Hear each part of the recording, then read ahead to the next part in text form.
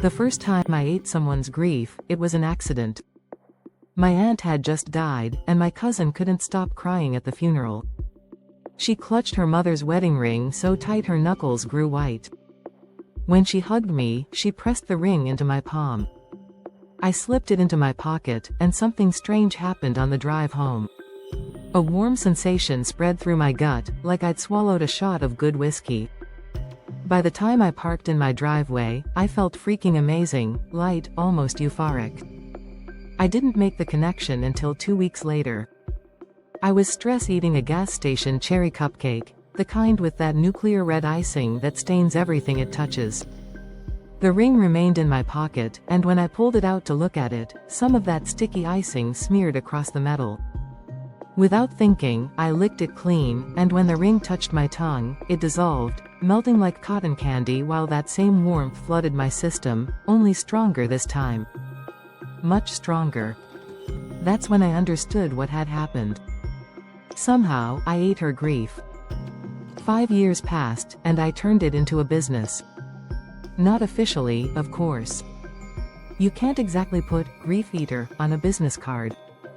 But word spread among the desperate. The process was simple. Bring me something that connects you to your dead loved one. Something that holds your pain. I consume it, and your grief disappears. I charged based on the intensity. 1,000 for a parent, 500 for a sibling, 250 for a grandparent. Pets were a flat 100. The pricing wasn't based on science, but on how much the grief would screw me up afterwards.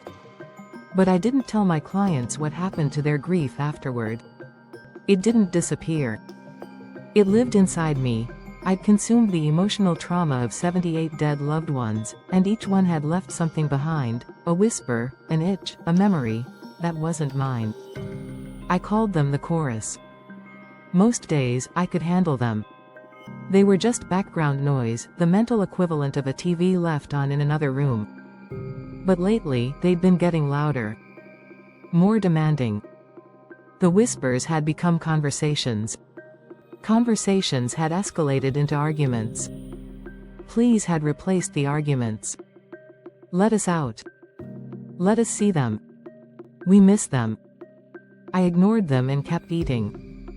The warmth that followed consuming grief had become addictive, better than any drug I'd tried. And I'd tried plenty.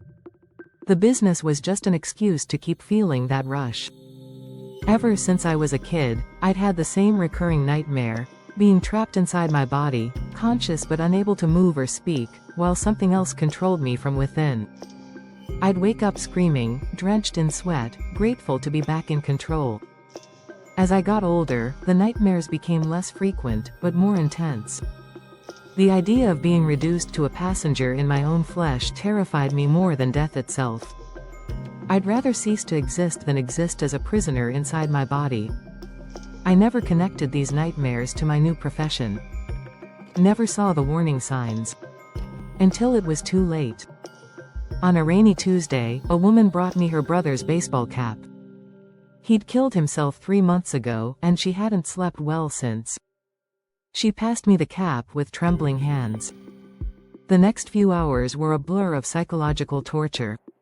My body moved without my permission. My hands opened drawers, searched through files, and found my client list. My mouth formed words that weren't mine, practicing different voices, different cadences. The chorus was figuring out how to drive. They let me surface just enough to feel the full horror of my situation. I screamed, but they pushed me back down into the darkness. The claustrophobia of being caged inside my skull was worse than any physical pain I'd ever experienced, like being buried alive but still able to watch the world through a window. By nightfall, they had a plan. I woke up on my kitchen floor surrounded by shattered glass. The clock said 3:47 a.m. I'd lost 9 hours. My phone showed 17 missed calls from unknown numbers. There was blood under my fingernails, and my mouth tasted like copper and salt. When I tried to stand, the world tilted sideways.